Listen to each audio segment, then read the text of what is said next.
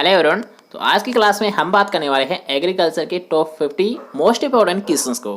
अब यहाँ पर याद रखिएगा, जितने भी यहाँ पर क्वेश्चंस क्लियर आपको कराए जाएंगे, वो चाहे आप किसी भी प्रकार की इंट्रेंस एग्जाम जैसे कि मान लीजिए जेट, आईसीआर, बीएचयू, एमपीपेट, सीजीपेट या फिर किसी की भी तैयारी कर रहे हो या फिर किसी भी प्रकार की competitive exam like S double A हुआ, फिर ए हुआ, टीजीटी, पीजीटी, किसी की भी आप तैयारी कर रहे हो, तो यहाँ पर याद रखिएगा ये क्वेश्चंस आपको सभी में याद रखिएगा मोस्ट इंपॉर्टेंट रोल निभाने वाले हैं। इसलिए वीडियो को आप एक बार ज़रूर देख ले, जिससे कि आपके सभी क्वेश्चन वो वीडियो के साथ ही क्लियर हो जाएंगे। मैं हूं दीपक सिंह, आप देख रहे हैं एग्री लर्नर्स पॉइंट। तो आज की क्लास को स्टार्ट करने से पहले अगर आप चैनल पर नहीं हो और ऐसे ही एग्रीकल्चर रिलेटेड डेली वीडियोस पाना चाहते हो तो जल्दी से जाइए चैनल को सब्सक्राइब कीजिए और पास के बेल आइकन को ज़रूर दबा दें, जिससे कि जब भी हमारी कोई क्लास लगेगी तो उसका नोटिफिकेशन आपको साथ साथ मिलता रहेगा। ओके, तो चलिए आज की क्लास को स्टार्ट कर लेते हैं, आज कुछ नया सीख लेते हैं।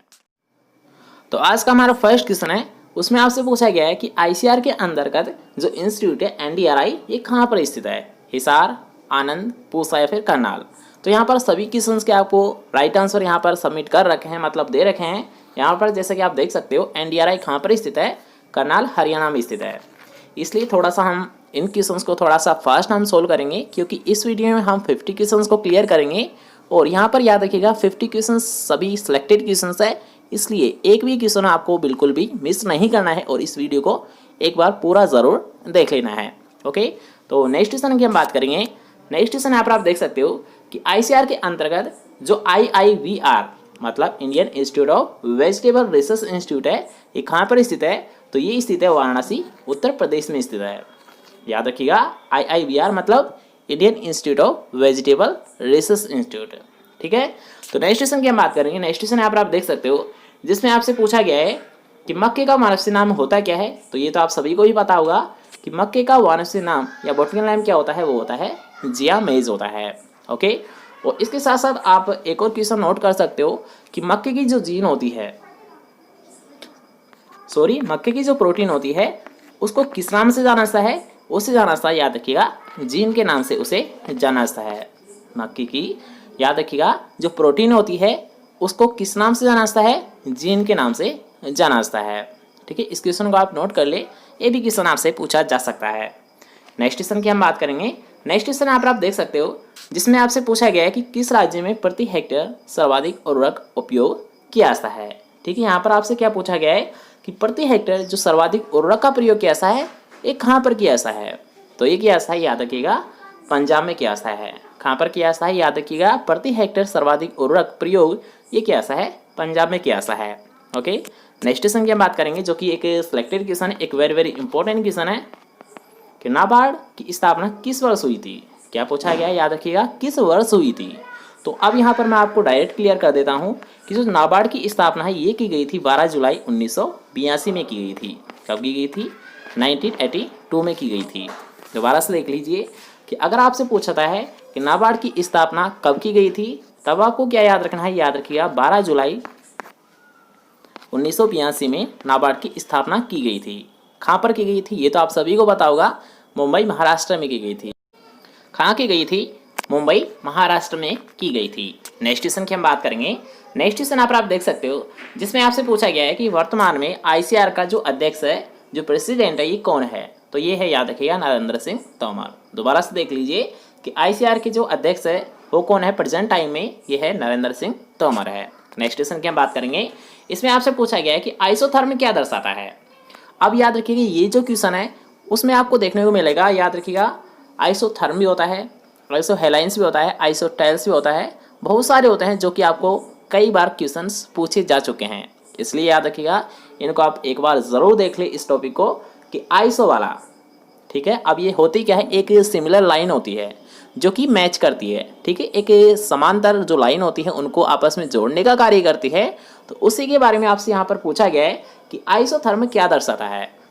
आइसोथर्म याद रखिएगा, समान ताप की जो रेखाएं है इनको आपस में मिलाने का कार्य करती है, जोड़ने का कार्य करती है। ओके, नेक्स्ट क्वेश्चन की हम बात करेंगे। नेक्स्ट क्वेश्चन आप देख सकते हो, जिसमें आपसे पूछा गया है कि विंड वैन का प्रयोग किसके लिए किया जाता है? तो अब यहाँ पर याद रखिएगा, विंड वैन का उपयोग किसके किया जाता है? तो विंड वैन का प्रयोग याद रखिएगा वायु की दिशा ज्ञात करने के लिए किया जाता है। लेकिन क्या आपको ये पता है कि वायु गति किससे ज्ञात की जाती है? पक्का आपको पता होगा अगर आप रेगुलर क्लास लेते हो।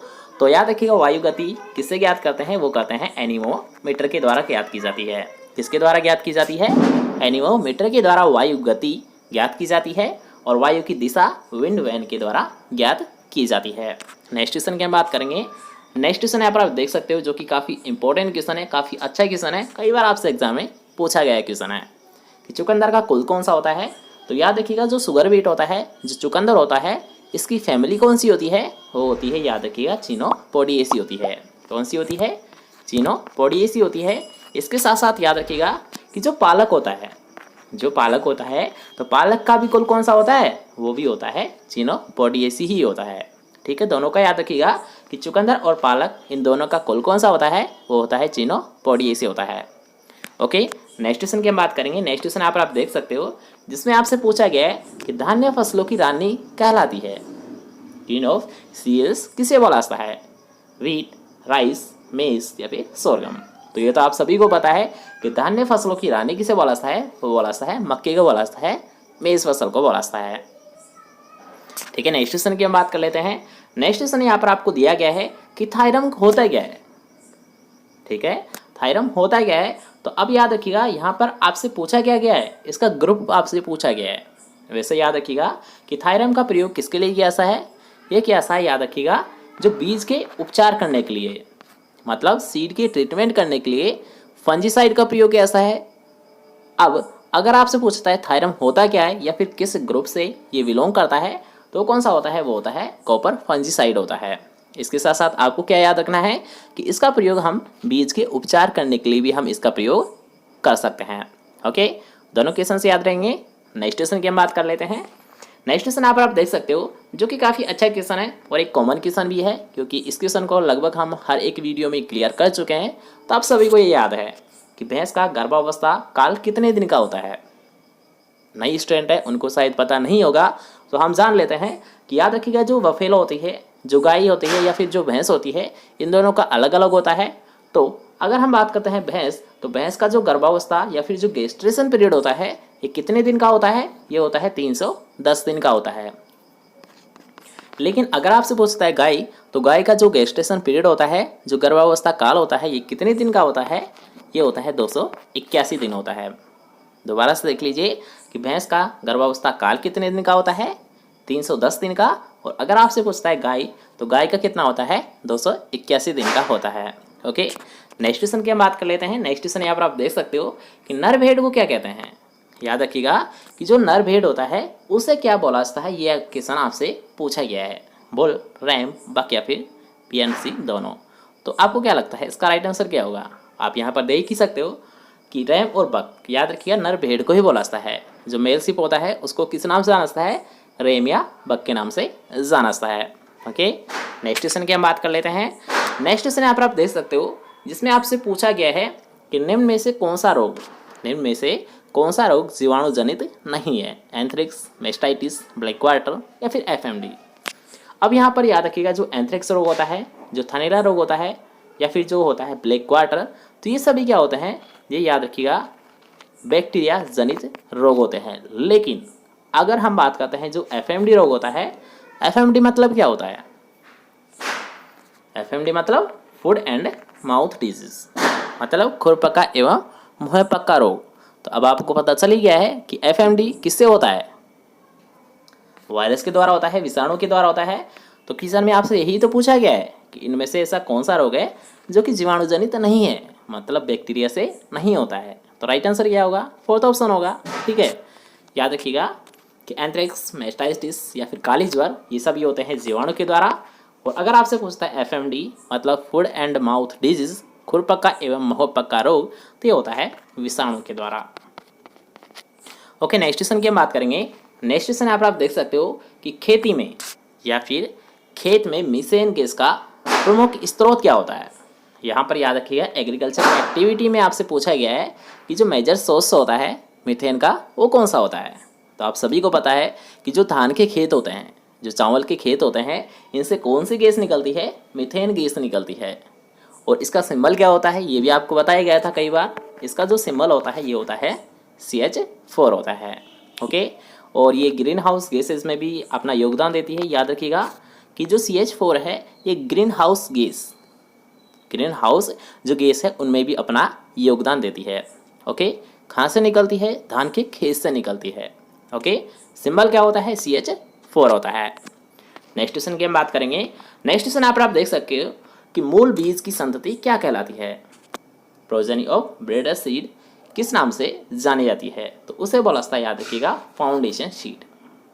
मतलब याद रखिएगा कि ब्रेडर सीड से जिस सीड को प्राप्त किया जाता है वो कौन सा सीड होता है? वो होता है आधारी बीज होता है, आधार बीज होता है। ठीक है, याद रखिएगा। नेक्स्ट क्वेश्चन की बात कर लेते हैं। नेक्स्ट क्वेश्चन आप सब पूछा गया है कि पीली क्रांति से संबंधित है। तो पीली क्रांति किससे संबंधित होती है? आप सभी को पता है, पीली क्रांति मतलब पीले फूल, और पीले फूल किस में आते हैं? सरसों में आते हैं। सरसों क्या होती है? ऑयल सीड क्रॉप होती है। तो सामान्यतः आप अंदाज़ा भी लगा ही सकते हो कि तिलहन से संबंधित होती है पीली क्रांति। या फिर जैसे अभी आपको बताया गया था कि पीली क्रांति आप कैसे याद रखोगे कि पीली क्रांति, पीले फूल किस में लगते हैं? सरसों में लगते हैं। सरसों क्या होती है? एक तिलहनी फसल होती है। मतलब पीली क्रांति का संबंध किससे होता है? तिलहनी फसलों से होता है। ओके, ऐसे कुछ आप ट्रिक्स बना लिया करो, उसके अकॉर्डिंग आप इजीली याद हो जाते हैं, आपको बोलने की कोई दिक्कत नहीं आती है। ठीक है, कुछ आप शॉर्ट ट्रिक्स बनाते रहिए, कुछ मैं आपको बना कर देता हूँ, कुछ आप बनाकर हमें दे दीजिए। अगर आपको कोई ऐसी ट्रिक याद है जो कि हम आपको नहीं बताते हैं और आपको कुछ स्पेशल याद है तो आप कमेंट सेक्शन में बता सकते हो, जिससे कि हम दूसरे स्टूडेंट को बता पाए, दूसरे स्टूडेंट की हेल्प कर सके। तो ऐसी कुछ ट्रिक्स आप भी हमें शेयर कर सकते हो। ओके, शेयर कर दिया करो। अगर आपको कुछ आता है, कुछ आपकी शॉर्ट ट्रिक्स है जो कि किसी के लिए यूज़फुल हो सकती है, तो आप भी हमें उसको शेयर कर सकते हो। ओके, नेक्स्ट क्वेश्चन की हम बात करेंगे। नेक्स्ट क्वेश्चन आप देख सकते हो कि निम्न में से सबसे बड़ा दुग्ध उत्पादक वाला देश कौन सा है? तो हमारा इंडिया देश है। तो इंडिया क्या है? यहाँ पर एक प्रमुख सोर्स है, वो कौन सा होता है? दूध ही होता है। तो दूध उत्पादन का जो प्रथम स्थान है वो किसका है? इंडिया का ही है। ओके, दुग्ध उत्पादन में प्रथम स्थान किस देश का है? इंडिया का ही है। ओके, नेक्स्ट क्वेश्चन की हम बात कर लेते हैं। नेक्स्ट क्वेश्चन यहाँ पर आप देख सकते हो जिसमें आपसे पूछा गया है कोलेस्ट्रम में कमी होती है।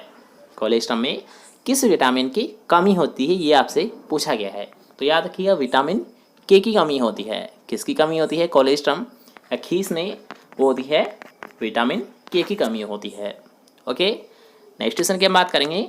नेक्स्ट क्वेश्चन आप देख सकते हो कि उच्च घनत्व रोपण के लिए आम की कौन सी किस्में उपयुक्त है? अब इस क्वेश्चन को आपको कई बार बताया भी है हमने कि आम्रपाली जो वैरायटी होती है इसमें उच्च घनत्व रोपण होता है, मतलब हाई डेंसिटी प्लांटिंग रखी जाती है। लेकिन क्यों? अगर आपके माइंड में ये क्वेश्चन आ रहा है लेकिन क्यों, तो यहाँ पर आप एक बार अच्छे से समझ लीजिए कि जो आम की जो फसलें होती है, आम की जो अन्य किस्में होती है, उनमें क्या करते हैं हम 10x10 मीटर की हम दूरी रखते हैं।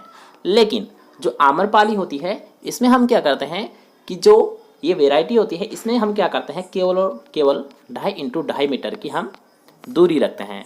तो अब ये आपको यहाँ पर पता चल ही गया है कि एक पौधे में हम रख रहे हैं 10 से 10 की दूरी और एक पौधे में हम रख रहे हैं 2.5x2.5 की दूरी। तो इसका अंदाजा तो आप लगा ही सकते हो कि इसमें ज़्यादा पौधे आएंगे या फिर इसमें।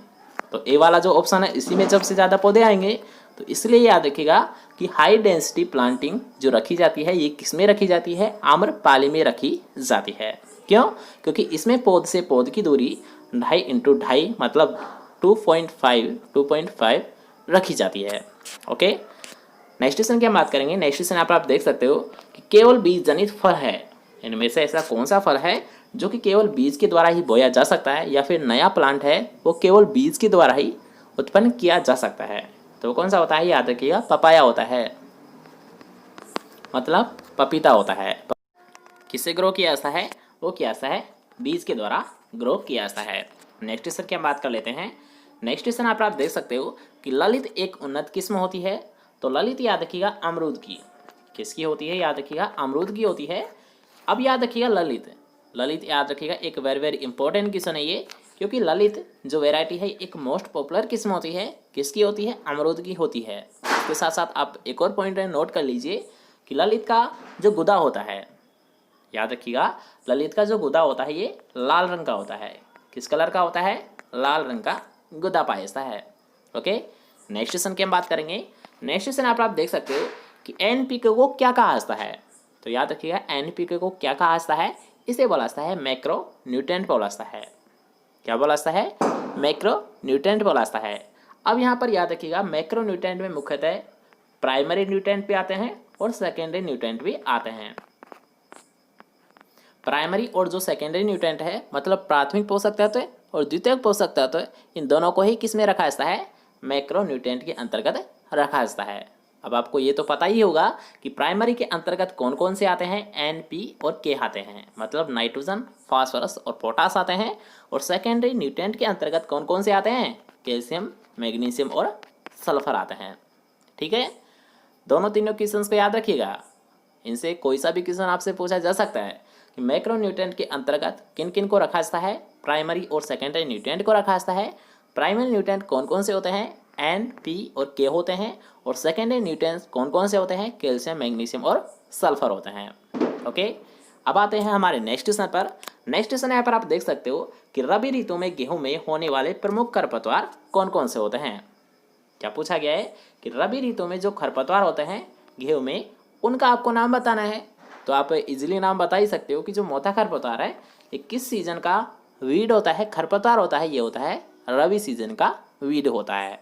ओके, नेक्स्ट क्वेश्चन की हम बात करेंगे। नेक्स्ट क्वेश्चन आप देख सकते हो जो कि काफ़ी एक इंटरेस्टिंग क्वेश्चन है और एक इम्पोर्टेंट क्वेश्चन भी है कि कोक्सडियोसिस इज कोज्ड बाई, किसके द्वारा होता है, मतलब जो कोक्सडियोसिस जो रोग होता है ये किसके द्वारा होता है। याद रखिएगा ये होता है वायरस के द्वारा, बैक्टीरियल के द्वारा या फिर प्रोटोजोआ के द्वारा। तो ये होता है, याद रखिएगा, प्रोटोजोआ के द्वारा। और कई बार आपसे ये क्वेश्चन पूछा गया है, नोट कर लीजिए कि कोक्सडियोसिस जो रोग होता है ये किसके द्वारा होता है, ये होता है कोक्सडियोसिस, ये होता है प्रोटोजोआ के द्वारा होता है। ओके, नेक्स्ट क्वेश्चन की हम बात करते हैं। नेक्स्ट क्वेश्चन यहाँ पर आप देख सकते हो कि पूसा चेत की किसकी किस्म होती है। तो याद रखिएगा पूसा चेत की है, ये किसकी किस्म होती है, ये होती है मूली की वेराइटी होती है। किसकी होती है, पूसा चेत की, ये होती है मूली की एक मोस्ट इंपॉर्टेंट वेराइटी होती है। नेक्स्ट क्वेश्चन की हम बात करेंगे कि ऐसी कौन सी चारे वाली फसल है जिसको चारे वाली फसलों की रानी बोला जाता है। ऐसी कौन सी फसल है जिसको चारे वाली फसलों की रानी बोला जाता है। तो बोला जाता है, याद रखिएगा, लूडसन को बोला जाता है, रिंस्का को बोला जाता है। अब रिंस्का को रानी बोला जाता है तो रिंस्का या फिर जो बरसीम होता है, बरसीम को क्या बोला जाता है, राजा बोला जाता है। याद रखिएगा कि चारे वाली फसलों की रानी किसे बोला जाता है, रिंस्का को, और राजा किसे बोला जाता है, बरसीम को बोला जाता है। ओके, नेक्स्ट क्वेश्चन की हम बात करते हैं। नेक्स्ट क्वेश्चन यहाँ पर आप देख सकते हो कि निम्न में से कौन सी बीमारी गर्भपात का कारण बनती है। अब यहाँ पर याद रखिएगा आपसे क्या पूछा गया है कि एबॉर्शन का को जो कारण बनती है या फिर ऐसी कौन सी बीमारी है जिसमें गर्भपात हो जाता है, टीबी, कोक्सडियोसिस, ब्रुसेलोसिस या फिर रेबिक्स। याद रखिएगा एक वेरी वेरी इंपॉर्टेंट क्वेश्चन है, कई बार आपसे एग्जाम में पूछा गया है, इसलिए इसका आप विशेष ध्यान रखिए कि ऐसी कौन सी बीमारी है जिसमें गर्भपात हो जाता है, एबॉर्शन हो जाता है, तो होती ही, याद रखिएगा, ब्रुसेलोसिस होती है। कौन सी होती है, ब्रुसेलोसिस ऐसी बीमारी होती है जिसमें क्या हो जाता है, एबॉर्शन हो जाता है, गर्भपात हो जाता है। ओके, नेक्स्ट क्वेश्चन है। उससे पहले अगर आपको यार वीडियो पसंद आ रही है और अगर वीडियो को लाइक नहीं किया है, जल्दी से वीडियो को लाइक कीजिए या शेयर भी कर दिया करो। अगर आपके लिए इतना स्ट्रगल किया है, इतनी मेहनत किया है, तो आपका भी इतना तो हक बनता ही है कि वीडियो को लाइक कीजिए और शेयर कीजिए। तो अगर चैनल को सब्सक्राइब नहीं किया है, इसके साथ साथ चैनल को सब्सक्राइब भी कर लीजिए और वीडियो को शेयर करना बिल्कुल ना भूलें। ओके, नेक्स्ट क्वेश्चन की हम बात करेंगे। नेक्स्ट क्वेश्चन यहाँ पर आप देख सकते हो जिसमें आपसे पूछा गया है कि which of the following is breed of cattle. क्या पूछा गया है कि कैटल की कौन सी इसमें ब्रीड है, कैटल की कौन सी यहाँ पर नस्ल आपको दी गई है। तो सूरती क्या होती है, याद रखिएगा, कैटल की ही एक ब्रीड होती है, नस्ल होती है। नेक्स्ट क्वेश्चन की हम बात करेंगे। नेक्स्ट क्वेश्चन यहाँ पर आप देख सकते हो कि निम्न में से कार्बनिक कीटनाशी कौन सा है, तो वो कौन सा होता है, वो होता है, याद रखिएगा, नेम एक्सट्रैक्ट होता है। मतलब याद रखिएगा यहाँ पर आपसे क्या पूछा गया है, ऑर्गेनिक पेस्टिसाइड पूछा गया है। तो ऑर्गेनिक है, कार्बन है, तो ये किससे प्राप्त किया जाता है, नीम एक्सट्रैक्ट, नीम से ही प्राप्त किया जाता है। ओके, नेक्स्ट क्वेश्चन की हम बात करेंगे। नेक्स्ट क्वेश्चन यहाँ पर आप देख सकते हो कि सिट्रस कैंकर एक रोग है, मतलब ये किसके द्वारा होता है।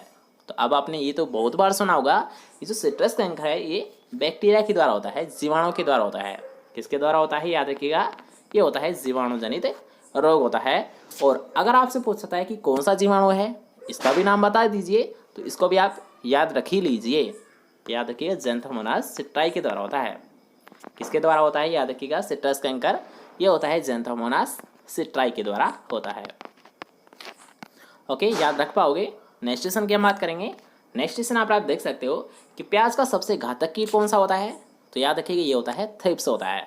इसके साथ साथ अगर आपसे पूछता है प्याज, अगर आपसे पूछता है मिर्च, तो इन दोनों का ही कौन सा होता है, थ्रिप्स होता है। याद रखिएगा कि प्याज और मिर्च का सबसे घातक कीट कौन सा होता है, वो होता है थ्रिप्स होता है। ओके, नेक्स्ट क्वेश्चन के बारे में हम जानेंगे।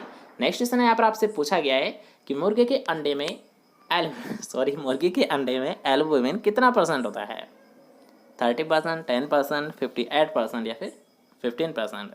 तो ये तो आप सभी को पता होगा कि जो एल्बुमिन है ये कितनी % पाई जाती है मुर्गी के अंडे में, ये पाई जाती है 58% पाई जाती है, 58% पाई जाती है। ओके, नेक्स्ट क्वेश्चन की हम बात करेंगे। नेक्स्ट क्वेश्चन आप देख सकते हो कि फल उत्पादन विज्ञान के अध्ययन को क्या कहा जाता है, the study of fruit growing science is called as pomology. क्या बोला जाता है, याद रखिएगा फलों का अध्ययन जिस शाखा में किया जाता है उसे बोला जाता है पोमोलॉजी बोला जाता है। ओके, और पोमोलॉजी के बारे में तो कई बार आपको बताया भी गया है कि ये जो वर्ड है ये पोमम प्लस लोगस से मिलकर बना होता है, पोमम प्लस लोगस से मिलकर बना होता है। और जिसमें पोमम क्या होता है, लैटिन भाषा का शब्द होता है, और लोगस क्या होता है, ग्रीक भाषा का शब्द होता है। इसलिए याद रखिएगा अगर आपसे कभी भी पूछा जाता है कि पोमोलॉजी किस भाषा का शब्द होता है, तो याद रखिएगा ये लैटिन प्लस ग्रीक दोनों भाषाओं का शब्द होता है। ओके, याद रख पाओगे। नेक्स्ट क्वेश्चन की हम बात करेंगे। नेक्स्ट क्वेश्चन आप देख सकते हो कि पनीर में कितना % प्रोटीन पाया जाता है, तो याद रखिएगा पनीर में कितना % प्रोटीन होता है, वो होता है 22 से 26% प्रोटीन पाया जाता है। नेक्स्ट क्वेश्चन की हम बात करेंगे। नेक्स्ट क्वेश्चन आप देख सकते हो कि which is the common method of irrigation practised in agriculture, मतलब सिंचाई की सबसे प्रचलित विधि कौन सी होती है, तो याद रखिएगा ये होती है सरफेस इरिगेशन। अब आप सरफेस इरिगेशन का मतलब समझ सकते हो कि इसमें कौन कौन सी विधि आती है, तो याद रखिए जितने भी जो आप मेथड पढ़ते हो जैसे कि क्यारी विधि हुआ, ड्रिप सिंचाई मेथड हुआ, बूंद बूंद ये तो हो ही चुका है, और फव्वारा मेथड हुआ, ये सभी क्या आते हैं, याद रखिएगा ये सरफेस इरिगेशन के अंतर्गत ही आता है।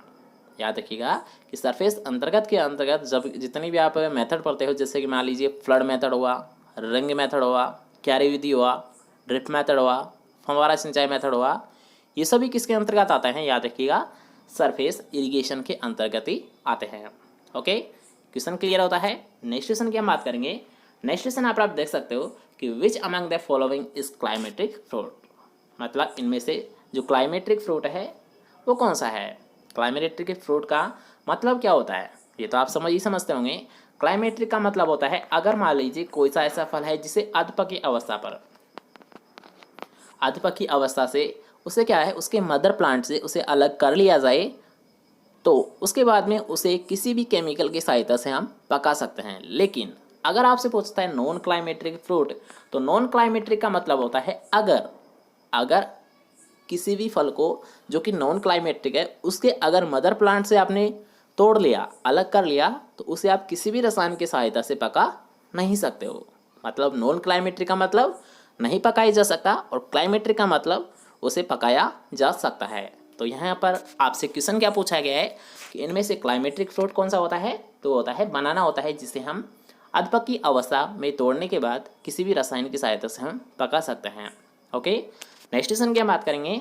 नेक्स्ट क्वेश्चन आप देख सकते हो कि एक जोड़े बेल से कितनी अश्व शक्ति मिलती है, मतलब जो एक जोड़ा बेल होता है इससे कितनी पावर जनरेट हो जाती है, तो ये हो जाती है, याद रखिएगा 1 HP, मतलब 1 हॉर्स पावर के जितनी पावर इससे हमें जनरेट करनी पड़ती है, फिर जनरेट हो जाती है। ओके, नेक्स्ट क्वेश्चन की हम बात करेंगे। नेक्स्ट क्वेश्चन आप देख सकते हो कि जो न्यूकेटल या फिर जो न्यूकेसल रोग है ये किसे बोलाता है। न्यूकेसल जो बोलाता है ये किस रोग को बोलाता है, तो याद रखिएगा रानी खेत का ही सेकंड नाम क्या होता है, न्यूकेसल रोग होता है। क्या होता है, याद रखिएगा कि जो न्यूकेसल रोग है ये किस रोग को बोलाता है, रानी खेत को रोग को ही बोलाता है। अब रानी खेत तो आपने कई बार पढ़ाई है, तो इसके बारे में तो आपको बताने की ज़रूरत है ही नहीं, ठीक है। तो याद रखिएगा रानीखेत को न्यूकैसल के रोग के नाम से भी जाना जाता है। और रानीखेत रोग है ये मुर्गियों में सबसे ज़्यादा होता है। किसमें होता है? मुर्गियों में सबसे ज़्यादा होता है। ओके, नेक्स्ट क्वेश्चन की हम बात कर लेते हैं। नेक्स्ट क्वेश्चन यहाँ पर आप देख सकते हो कि सब्जी जिसकी प्रकृति अम्लीय है। अब यहाँ पर याद रखिएगा कि जितनी भी जो सब्जियाँ है सभी प्रकार की वो क्या होती है? प्रकृति से वो होती है सारी प्रकृति की होती है। लेकिन इनमें से भी कुछ अपवाद होते हैं, जैसे कि टमाटर हुआ। तो टमाटर क्या होता है? एक अम्लीय प्रकृति की सब्जी होती है। जितनी भी जो सब्जियां है वो क्या है? सारी प्रकृति की है। लेकिन टमाटर क्या होता है? एक अपवाद होता है, जो कि क्या होता है? एक अम्लीय फसल होता है, अम्लीय सब्जी होता है। ठीक है, क्वेश्चन क्लियर होता है। नेक्स्ट क्वेश्चन की हम बात करेंगे। नेक्स्ट क्वेश्चन यहाँ पर आप देख सकते हो कि सब्जी में प्रचुर मात्रा में क्या होता है? ऑयल, फैट, मिनरल्स या फिर प्रोटीन। तो याद रखिएगा जो सब्जियां होती है इसमें प्रचुर मात्रा में क्या होता है? याद रखिएगा खनिज पोषक तत्व होते हैं, मिनरल्स होते हैं। क्या होते हैं? खनिज पोषक तत्व होते हैं। नेक्स्ट क्वेश्चन की हम बात करेंगे। नेक्स्ट क्वेश्चन यहाँ पर आप देख सकते हो कि गेहूं किस सीजन की क्रॉप है। तो अब ये तो क्वेश्चन आपको बताने की ज़रूरत ही नहीं है कि गेहूं या हुआ सरसों, ये बहुत सारी होती है फसलें जो कि क्या होती है? रबी सीजन की फसलें होती है। गेहूं किस सीजन या फिर किस ऋतु की यानी फसल है? ये होती है रबी सीजन की फसल होती है। ओके, नेक्स्ट क्वेश्चन की हम बात करते हैं कि पोल्ट्री मीट सोर्स नहीं है। Amino acid, high protein, vitamin C या फिर विटामिन बी कॉम्प्लेक्स। मतलब याद रखिएगा जो पोल्ट्री से जो मीट हम प्राप्त करते हैं वो किसका स्रोत नहीं है। पोल्ट्री का जब हम मीट खाते हैं तो उससे हम किस या फिर किस विटामिन को हम प्राप्त नहीं कर सकते, वो कौन सा सोर्स है? तो याद रखिएगा विटामिन सी का ये सोर्स नहीं है। मतलब अगर आप मीट खाते हो तो इससे आपको विटामिन सी नहीं मिलने वाला है। बाकी सब तो मिल जाएगा, लेकिन विटामिन सी है वो नहीं प्राप्त होगा। ओके, तो नेक्स्ट क्वेश्चन की हम बात करेंगे। नेक्स्ट क्वेश्चन यहाँ पर आप देख सकते हो कि अमरूद की फैमिली कौन सी है। तो ये तो आपको हमने पहले भी आपको बता ही चुके हैं कि याद रखिएगा अमरूद की फैमिली कौन सी होती है? वो होती है मिरिटेसी होती है। और इसे आप कैसे याद रखोगे? अमरूद, ठीक है, नाम से स्पष्ट हो जाती है इसकी फैमिली। क्या होती है इसकी फैमिली? मिरिटेसी होती है। कैसे याद रखोगे? अमरूद मिरिटेसी, अमरूद मिरिटेसी। ठीक है, क्वेश्चन क्लियर होता है। नेक्स्ट क्वेश्चन की हम बात करेंगे। नेक्स्ट क्वेश्चन आप देख सकते हो कि निम्न में से कौन सी फसल में सर्वाधिक जल उपयोग क्षमता है। निम्न में से कौन सी फसल में वाटर यूज इफिशियंसी या फिर सर्वाधिक जल उपयोग क्षमता है? तो किसकी होती है? याद रखिएगा वो होती है गेहूं की होती है। किसकी होती है? याद रखिएगा जल उपयोग क्षमता सबसे अधिक ये होती है वीट की होती है। नेक्स्ट क्वेश्चन की हम बात करते हैं। नेक्स्ट क्वेश्चन आपसे पूछा गया है कि ऑर्गेनिक न्यूट्रिएंट, मतलब दोबारा से देख लीजिए कि which of the following is an. ठीक है, नेक्स्ट क्वेश्चन की हम बात करते हैं जिसमें आपसे पूछा गया है कि ओराइजस सेटाइवा जो कि डिप्लॉइड स्पीशीज होती है उसमें क्रोमोसोम की संख्या क्या होती है। दोबारा से देख लीजिए कि ओराइजस सेटाइवा जो कि एक डिप्लॉइड स्पीशीज होती है इसमें गुणसूत्र की संख्या क्या होती है। तो ये होती है, याद रखिएगा 24 गुणसूत्र पाए जाते हैं। ओराइजस सेटाइवा में कितने गुणसूत्र पाए जाते हैं? 24 गुणसूत्र पाए जाते हैं। नेक्स्ट क्वेश्चन की हम बात करते हैं। नेक्स्ट क्वेश्चन यहाँ पर आप देख सकते हो कि फूल गोभी में ब्राउनिंग का कारण क्या होता है। तो याद रखिएगा अगर आपसे पूछता है बोरोन की कमी से फूल गोभी में कौन सा रोग हो जाता है, तो कौन सा रोग हो जाता है? ब्राउनिंग। कौन सा रोग हो जाता है? ब्राउनिंग रोग हो जाता है। अब इसे तो आप याद करने की कोई ज़रूरत है ही नहीं। ब्राउनिंग मतलब बोरोन, ब्राउनिंग मतलब बोरोन। ठीक है, तो नेक्स्ट क्वेश्चन की हम बात करते हैं। नेक्स्ट क्वेश्चन यहाँ पर थोड़ा सा मिसप्रिंट है, तो हम आज की जो लास्ट क्वेश्चन है उसे हम यहाँ पर क्लियर कर लेते हैं कि निम्न फलों में से कौन सा फल वानस्पतिक रूप से हेस्पेरिडियम कहलाता है। क्या पूछा गया है? याद रखिएगा हेस्पेरिडियम कहलाता है। तो किसका कहलाता है? याद रखिएगा जो हेस्पेरिडियम है ये जितने भी जो नींबू वर्गीय फल है, जितने भी जो नींबू वर्गीय फल है उन सभी का जो वानस्पतिक रूप है या फिर जो फल है वो क्या कहलाता है? वो कहलाता है हेस्पेरिडियम कहलाता है। अब नींबू वर्गीय के अंतर्गत तो सभी आ जाते हैं, जैसे कि मान लीजिए नींबू हुआ, संतरा हुआ, किन्नू हुआ, ये सभी क्या आते हैं? याद रखिएगा ये नींबू वर्गीय के अंतर्गत ही आते हैं। तो इसका राइट आंसर क्या होगा? संतरा, जो कि एक नींबू वर्गीय फल के अंतर्गत रखा गया है। ओके, तो आज की क्लास को बस यहीं पर विराम देते हैं। आई थिंक आपको वीडियो बहुत पसंद आया होगा। तो अगर आपको वीडियो पसंद आया तो यार वीडियो को जल्दी से लाइक कीजिए, ज़्यादा से ज़्यादा इस वीडियो को शेयर कीजिए और चैनल को अभी तक सब्सक्राइब नहीं किया है तो जल्दी से जाइए चैनल को सब्सक्राइब कीजिए। हम मिलते हैं फिर से नेक्स्ट क्लास के साथ। जब तक के लिए जय हिंद, जय बाय, टेक केयर।